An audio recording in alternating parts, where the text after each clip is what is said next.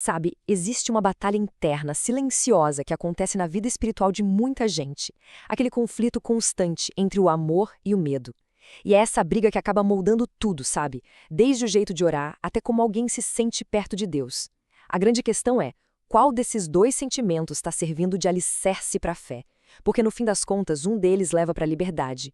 E o outro leva para o puro esgotamento. E vamos ser sinceros, né? Quanta gente por aí já não sentiu a vida com Deus como algo pesado, uma obrigação quase. Uma performance sem fim para uma plateia de uma pessoa só, que parece que nunca está satisfeita. Se essa sensação é familiar, saiba que não é um sentimento isolado. O curioso aqui é que esses sinais são bem sutis, mas dizem muito. Uma fé que se baseia no medo não costuma gritar, ela sussurra. Ela aparece naquela ansiedade que não vai embora, na oração que não flui, sabe? Naquele impulso de se afastar logo depois de uma falha. Essa sensação meio sufocante de que nunca é bom o suficiente, de que o serviço não é por prazer, mas para tentar, de alguma forma, não perder o lugar de aceitação. Então aqui a gente chega no coração da coisa.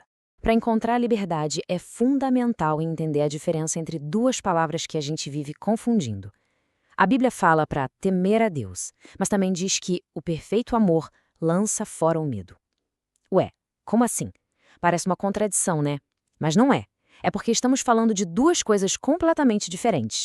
De um lado, a gente tem o que a fonte chama de medo, ou phobos lá no grego. Pensa nisso como um pavor que paralisa. É a mentalidade de um escravo que está o tempo todo com medo do castigo do seu senhor. Esse tipo de medo distorce completamente a imagem de Deus, transformando um pai amoroso num juiz implacável, sempre de olho no próximo erro. Agora, do outro lado, a gente tem o temor, ou yirá em hebraico. E aqui, nossa, é um universo diferente. Isso não é pânico, é reverência. É um fascínio. Pensa no que Moisés sentiu na frente da sarça ardente. É um tipo de admiração que não afasta, pelo contrário, atrai. Não paralisa, mas move a gente para mais perto, para a adoração. Na prática, a diferença fica gritante. Olha só a primeira linha. Com medo, depois de errar, a gente se esconde. Com temor reverente, a reação é correr para o Pai. O medo faz o serviço virar uma obrigação, um fardo. Já o temor reverente transforma o serviço numa resposta de alegria, de prazer. A pergunta que fica é, qual lado dessa tabela descreve melhor a experiência de fé de alguém hoje? Para a gente entender de onde vem essa mentalidade de medo, a gente precisa voltar um pouquinho no tempo. A raiz desse modelo de relacionamento com Deus pode ser encontrada lá atrás, no ambiente da Antiga Aliança, que é simbolizado por um lugar muito específico, o Monte Sinai. A Antiga Aliança foi super importante, não há dúvida. Ela ensinou sobre a santidade de Deus, sobre a seriedade do pecado, mas pela própria natureza dela, era um sistema baseado em distância, em barreiras. A glória de Deus estava ali, mas era inacessível para o povo. E onde existe separação, o medo inevitavelmente se instala. E olha, nada captura melhor essa atmosfera do que essa citação. A presença de Deus era tão esmagadora, tão assustadora que o povo basicamente disse: Moisés, pelo amor de Deus, fala você com a gente. Se Deus falar direto, a gente morre. Eles preferiram um intermediário a um relacionamento direto, tudo por causa do medo. Mas aí, tudo muda. A história da redenção dá um giro de 180 graus. Se o Sinai era o símbolo da distância, a cruz veio para inaugurar um ambiente completamente novo, um ambiente de acesso, de intimidade, de adoção. A cruz não foi só sobre perdão dos pecados, foi sobre rasgar aquele véu que separava a gente de Deus. O caminho que antes era bloqueado, agora está escancarado. O que era proibido virou um convite. A lógica toda do relacionamento mudou da água para o vinho. E percebe o contraste? Lá no Sinai, a palavra-chave era medo.